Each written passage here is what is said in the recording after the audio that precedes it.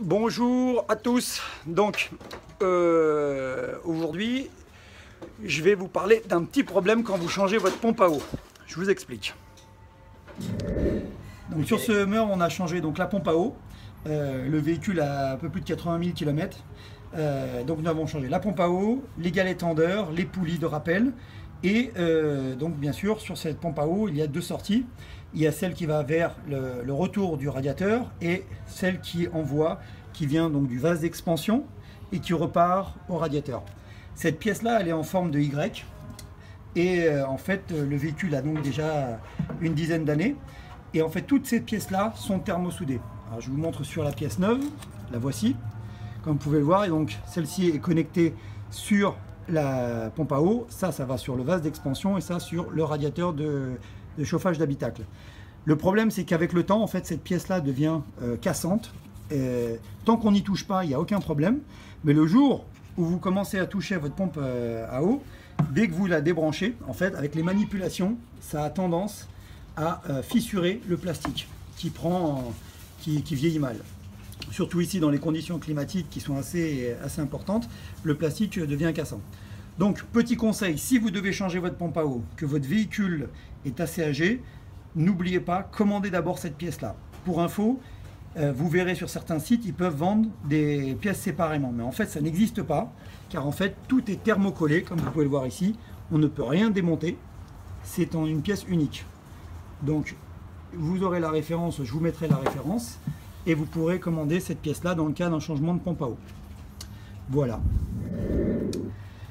Donc pour changer cette fameuse pièce, la partie qui vous sera la plus dure, c'est d'enlever la connexion qui est sur le radiateur d'habitacle. Cette pièce là, je vais vous montrer quand elle est neuve, elle est comme ça. Le problème c'est qu'il n'y a aucun moyen de l'enlever et cette partie qui est cette partie supérieure ne s'enlève pas. Donc je l'avais fait une fois mais je ne m'en rappelais plus. Donc du coup voilà, il faut simplement couper le tuyau au plus près ici, c'est-à-dire couper ce tuyau là, ok, et ensuite avec une pince de type comme celle-ci, voilà, bien l'attraper sur chaque côté et tirer d'un coup sec, mais en le faisant tourner légèrement de façon à ce que ça passe autour des ergots que vous voyez là.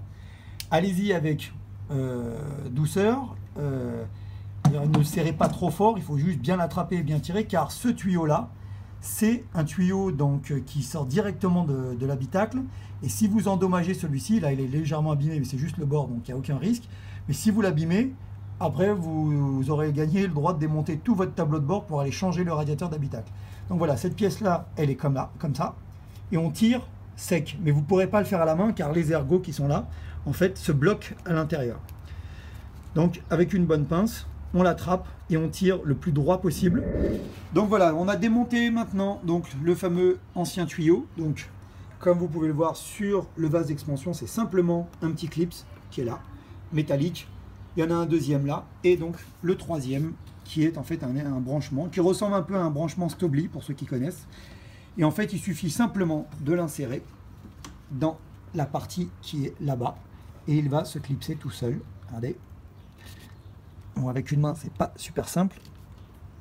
Attends, faut de lolo de toute façon. Ouais, donc du coup, voilà, ça y est, il est inséré, hein, tout simplement. C'est vraiment très basique comme système. Hein. Il faut juste l'enfoncer, bien repositionner les tuyaux dans les guides qui sont là. On va relâcher les clips. Alors, ce clips-là, faites attention à vos doigts. Ça pique un peu quand ça se débloque. C'est métallique. Et on va débloquer celui-ci. Là, je vous fais un gros plan. Voilà. Et ensuite on va re-remplir d'eau, faire tourner le moteur avec, et surtout quand on remplace ce type de tuyau, on met le chauffage en route de façon à ce que le circuit remplisse bien le circuit de chauffage, puisque sur ces véhicules là, vous le savez, il n'y a pas de vis comme à l'époque il y avait pour faire le vide d'air dans le circuit.